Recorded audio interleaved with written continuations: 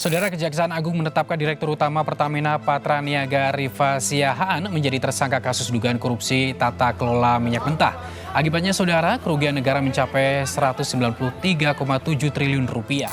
Di tengah ekonomi yang terpuruk dan rakyat semakin tercekik, kita dikejutkan dengan kabar mengerikan dari Pertamina, perusahaan negara yang selama ini seharusnya menjadi tulang punggung energi Indonesia. Skandal korupsi besar-besaran yang melibatkan oknum pejabat tinggi Pertamina telah merugikan rakyat dalam jumlah yang tidak terhitung. Para pejabat ini terlibat dalam praktik oplos Pertalite menjadi Pertamax, manipulasi harga bahan bakar demi keuntungan pribadi. Mengapa kita harus marah dengan apa yang telah mereka lakukan? Ini adalah fakta yang harus kita hadapi, dan kita harus berani berbicara. Indonesia semakin bergulat dengan berbagai masalah ekonomi yang semakin membebani masyarakat. Harga barang yang semakin mahal, inflasi terus melambung, dan daya beli masyarakat semakin menurun. Di tengah situasi ini, BBM menjadi salah satu kebutuhan vital yang harus dijaga kualitas dan harganya. Namun, apa yang terjadi ketika perusahaan besar seperti Pertamina malah terlibat dalam skandal korupsi yang benar-benar membuat kaget rakyat? Skandal oplos Pertalite menjadi Pertamax adalah bentuk nyata dari ketidakpedulian pejabat Pertamina terhadap kondisi negara yang semakin terpuruk, sekaligus bentuk nyata mafia di negara kita ini. Skandal ini bukan hanya soal penipuan produk,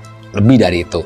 Ini adalah penipuan sistematik yang mencerminkan betapa dalamnya masalah korupsi di dalam struktur pemerintahan dan perusahaan negara. Pejabat Pertamina yang terlibat dalam skandal ini tidak hanya merusak kualitas bahan bakar, tetapi juga merusak kepercayaan publik terhadap integritas institusi negara. Disinilah kita harus bertanya, seberapa lama kita akan terus membiarkan mereka merusak segala yang kita miliki? Ini adalah waktu yang tepat untuk kita semua berbicara keras, karena diam berarti kita turut serta dalam membiarkan kebusukan ini semakin merajalela. Pertamina sebagai perusahaan negara yang mengelola sumber daya energi vital Indonesia seharusnya bertanggung jawab penuh terhadap kualitas bahan bakar yang didistribusikan kepada rakyat. Namun, apa yang terjadi? Justru sebaliknya, sejumlah oknum pejabat Pertamina terlibat dalam praktek korupsi yang sangat merugikan masyarakat. Pada dasarnya, Pertamax memiliki standar kualitas yang lebih tinggi, yang seharusnya membuat harga jualnya lebih tinggi. Hal ini tentu merugikan konsumen, karena mereka membayar harga Pertamax, namun yang mereka terima justru Pertalite dengan kualitas yang lebih rendah. Proses impor minyak mentah yang seharusnya dilakukan dengan harga wajar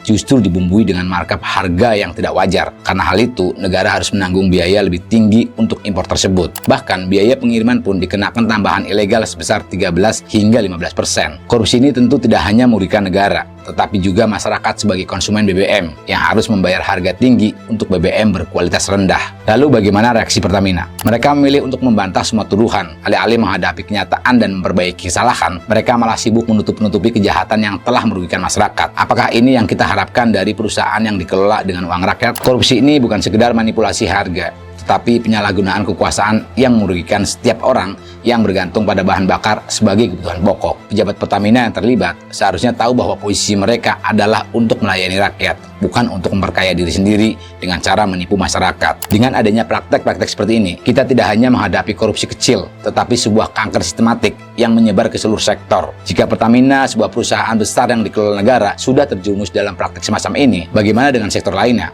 yang seharusnya dikelola dengan baik? Apakah kita akan terus diam dan membiarkan mereka bersembunyi di balik status dan kekuasaan mereka? Ini bukan sekedar soal harga bahan bakar, tetapi dampaknya jauh lebih besar. Ketika korupsi terjadi di perusahaan negara yang mengelola energi vital, dampak jangka panjangnya sangat merugikan. Bukan hanya soal kenaikan harga BBM yang meroket, tapi kepercayaan publik terhadap sistem pemerintahan dan BUMN akan semakin luntur. Masyarakat mulai merasa bahwa negara tidak mampu menjaga kepentingan rakyat, tapi justru mengabaikannya demi kepentingan segelintir orang. Korupsi seperti ini juga menjadi bom waktu bagi stabilitas ekonomi negara. Ketika harga energi tidak terkendali, maka sektor-sektor lain yang tergantung pada bahan bakar juga akan terdampak. Ini hanya akan memperburuk ketimpangan sosial yang sudah terjadi di Indonesia. Kita berbicara tentang rakyat yang semakin terjepit oleh biaya hidup yang semakin tinggi. Namun pejabat yang ada malah terus menghambur-hamburkan uang negara. Kita harus ingat, rakyat Indonesia yang sudah kesulitan menghadapi tingginya harga barang-barang pokok tidak bisa terus dipermainkan dengan kebijakan yang tidak adil. Apakah mereka yang duduk di kursi pengambilan keputusan benar-benar tidak peduli dengan nasib rakyat? Skandal oplos Pertalite jadi Pertamax ini adalah bukti nyata bahwa korupsi di Indonesia sudah sampai pada titik yang sangat mengkhawatirkan. Ini bukan hanya sekedar tentang satu kasus atau satu perusahaan,